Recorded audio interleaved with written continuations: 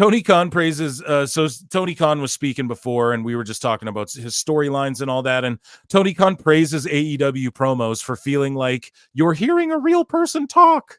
And then and shout out AEW Neckbeard's great friend of the show. Oh yeah.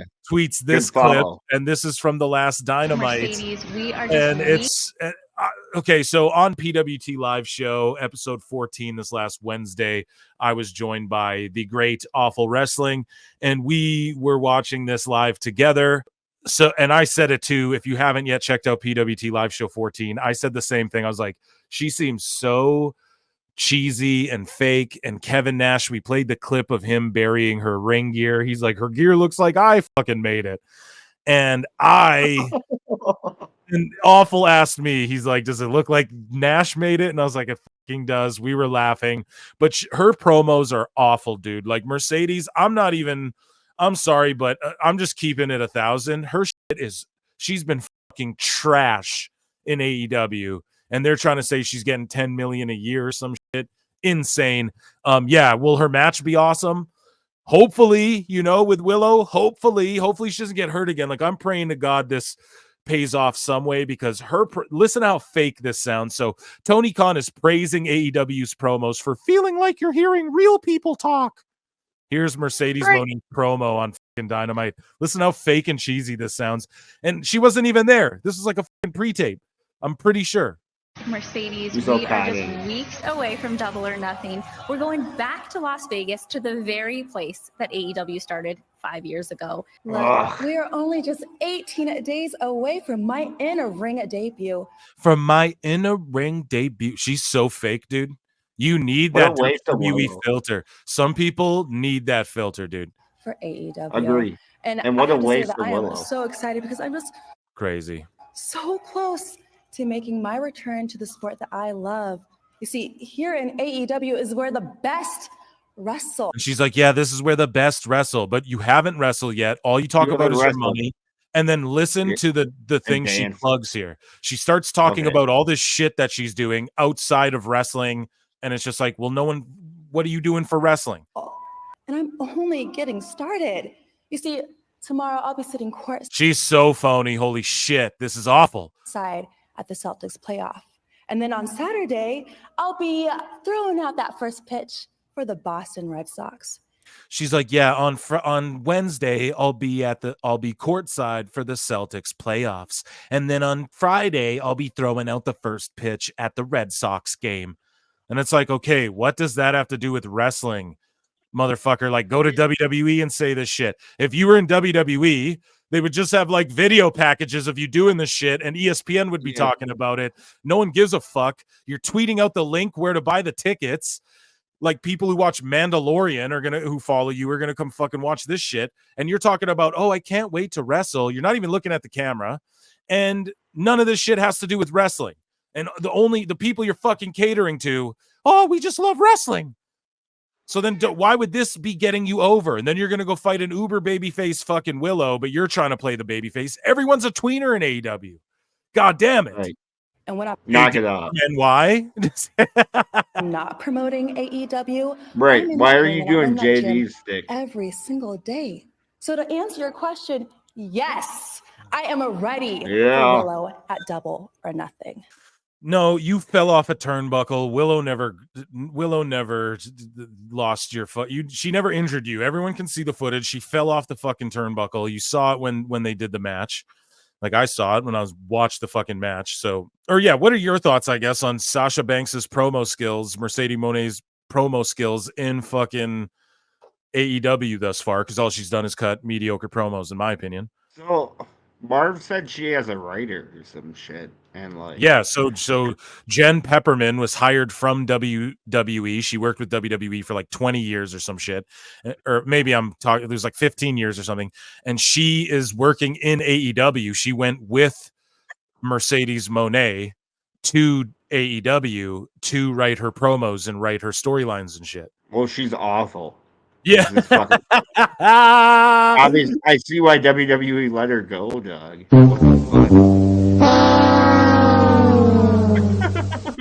Yeah, dude, for sure. So speaking more about Tony Khan's storytelling and the stories they're doing. So on this past Dynamite, Orange Cassidy, he does this match. They open the show with him. So the Bucks have been invading. They've changed the intro package for the Dynamite and all that shit. So the show kicks off with their package of like the Bucks and Jack Perry and Okada and blah, blah, blah, blah. So like instantly the Bucks turn people away, but then they open the show, no storyline or nothing, just an Orange Cassidy match against Trent Beretta. And apparently Chuck Taylor really is retired. He's like done from wrestling. But here is Bully Ray's.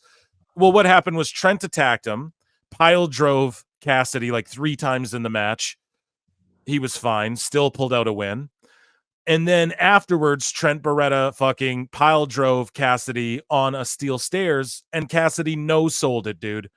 Right after, he was standing up, no-selling the fucking pile driver. So here's Bully Ray's thoughts on that awful creative decision on Dynamite. To have a talent no-sell a pile driver on the steel steps, a teeter-totter neckbreaker to the iron frame of the ring, and be back up 10 seconds to 15 seconds later, prepared to defend himself. Orange Cassidy is 120 pounds, soaking wet, with a brick in his pocket and a feather on the top of his head. But we're to believe he's indestructible? Even the most indestructibles of indestructibles should not be able to withstand that. Orange Cassidy should have been stretchered out, neck in a brace, whatever. Not on his feet and not defending himself. Yeah, dude, he should have been stretched out of there. It was done afterwards and throwing it right out the door. There's got to be legitimacy, credibility to something.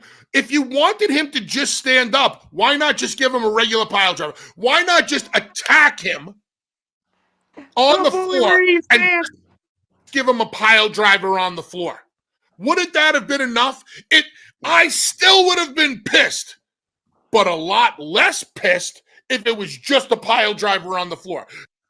Because the pile driver on the steel steps is a lot more devastating than the one on the floor, followed up by another move. So, yeah, man. And, the TV deal or whatever is coming up. And WBD, according to Raj Giri, will soon be undergoing budget cuts. And Bully, by the way, shout out Bully and Busted Open. He's absolutely right. WBD will soon be undergoing budget cuts. According to Bloomberg today, WBD CEO David Zaslav told executives to reduce costs, mostly on the streaming side and marketing and tech, which could bear hundreds of millions of dollars in budget cuts. At the end of 2023, WBD had $44.2 billion in debt with $4.3 billion cash on hand. You have the marks like fucking WWE Real One going, oh, they're going to give all that money to AEW. Like, you really think they're going to do all these budget cuts and they're going to hand Tony Khan 50 or 100 million? They might give him like 25 or so. I don't know. I don't even like to throw numbers around. I've had Evil Dose on. He's breaks it all down and shit. He really digs in and gets to the nitty gritty. So check out Evil Dose and what he has to say if you're into the numbers, or don't, because he triggers a lot of fucking people. Check out maybe Thurston or Andrew Zarian or Raj Giri. But basically, they're undergoing budget cuts, and even Ringside News is saying cost-cutting order for Warner Bros. Discovery could affect potential deal with AEW. The rate they're going, Hairline, man, Tony Khan might end up just like starting his own network or something. He'll have to. Like, where the fuck is this going to go? And Disney's doing a merger with Max. Like, maybe they'll get some money for that, but they're only merging because the money is, yeah. What do you think happens to AEW? Like, do you think they end up on TV or no? Like, do you think they're booted off TV? I think as long as Tony has money, they will never go away. And yeah, he always will have money. So he always will. The Tonyverse is forever. And here's the Young Bucks years ago with Giga Chad, Chris Van Vliet. Like, I just don't want pictures on the internet of empty Chris seats. That's our biggest thing. Like, we want to. I like it. This is what the Bucks have to say. I just don't want to, when he's talking about AEW, I just don't want there to be pictures on the internet of empty seats. Like, I just don't want pictures on the internet of empty seats. That's our biggest thing. Like, we want to plan ahead and be smart about this. But is it better to sell out a 4,000 seat place or to put 6,000 in a 10,000. I mean, an economics guy, the finance guy will say 6,000. Yeah, but I don't know. It's all about perception. The internet's so funny. Like, I just don't my God, dude. So like, we're not clowning this to be mean, guys. We're not clowning this to be mean. We're clowning it because it's literally everything that they said is fucking what happened, dude. So I don't know, man. And then Tony Khan goes on to say, Tony Khan believes that free agents choose to join AEW over WWE because it's where the best wrestle. We have what I believe is the most exciting matches, and we have great stories happening. We're really a challenger brand. We're fighting against an establishment, Harvey Weinstein, and we've built a huge fan base in a decent time. People that love the fast-paced, exciting action and the interviews in AEW. I think people really feel a connection with the wrestlers. We don't script the interviews here. Time Cop. There's a reason why these big free agents want to come here to AEW. It's because this is where the best wrestle and get free soda waters.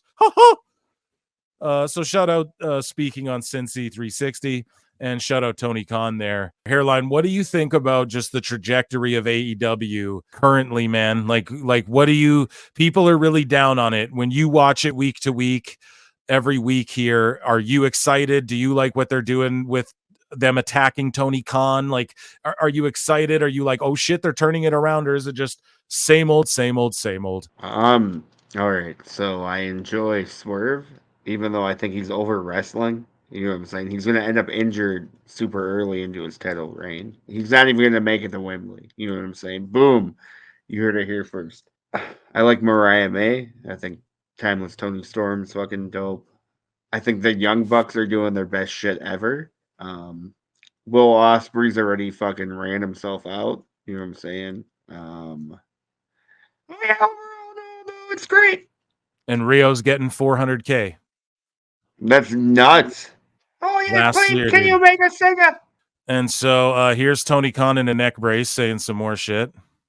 Oh, shit. Well, I think this is Tony Khan responding to Kevin Nash, who just has been completely burying AEW lately. Nash was a great wrestler, and his opinions on wrestling, I'm not sure I agree with him. Like, he's had some takes on Will Ospreay I definitely don't agree with. And I'd be remiss if I didn't bring that up. And I think Will Ospreay is one of the best young wrestlers in the world. We know. Really fortunate to have Will Ospreay in AEW. He's been coming in, week out, and working so hard, having great matches. It's great. You know, since he debuted, both pay-per-views he's been on, he's been in these classic matches against Takeshita at AEW Revolution and against Bryan Danielson. Fucking Dynamite. Just over a week ago at AEW Dynasty. I think Will Ospreay is so phenomenal, and I've heard criticisms from Kevin that I don't necessarily agree with about Will. So some of his opinions about current wrestling, I just don't agree with, but I wish him the best. God damn it, man. What does that mean, current wrestling? Like, it's just like, shut the fuck up. Current wrestling, your shit ain't working. Your shit ain't working, bud. So like, what is the current wrestling that we're all not in tune with, that you motherfuckers think you understand? That it really drives me nuts. It's really just, it doesn't even make fucking sense. Hold on. Where did he address Kevin Nash there? I didn't even catch it because he was plugging so much different shit. Well, exactly. He just basically said at the end there, like, I don't agree with Kevin Nash's takes on Will Ospreay. I think he's great. He's one of the best. And so shout out at Julian Weeks, who brings up that Ricky Starks here this is the last thing we'll talk about, isn't here for the bullshit. So Wrestle Purist says, well, he was not on television. Ricky Starks was in Jacksonville last week getting checked out by AEW's medical team. Now, if you're keeping up with the story, the learning tree is Jericho, and he took Big Bill away from Starks, and everyone's like, oh, Starks is injured, blah blah blah blah blah. But Starks says, yeah, because everyone had to do their annual physical in Jacksonville. That's why I was there and not on TV. To ease anyone's mind, I'm not injured, never was. Pick another narrative, please. Because it's this narrative that he's always fucking injured.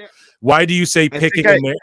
So this guy says, why do you say picking a narrative like people got agendas? There was a very scary spot, and then you disappeared from TV. It's natural to assume you were hurt. And until now, you never said you weren't. Since you aren't, that's genuinely cool, man. It's always good news when so this Mark just gets super triggered.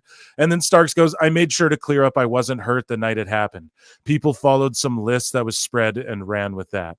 So it's just like, and then Julian says, Ricky not here for that BS no more. First off, how cringe is it that he paid for a fucking check mark? Dude, you're just burying everyone. Shout out Julian, man. Julian's the shit. No, he's not Julian from the trailer park. But yeah, what about Ricky Starks, man? He's apparently his contract's up in June or something like that. So. WWE confirmed. Dude. He's friends with Cody. Conan. Yeah, dude. Oh shit! Conan. Hopefully he shows up there, man.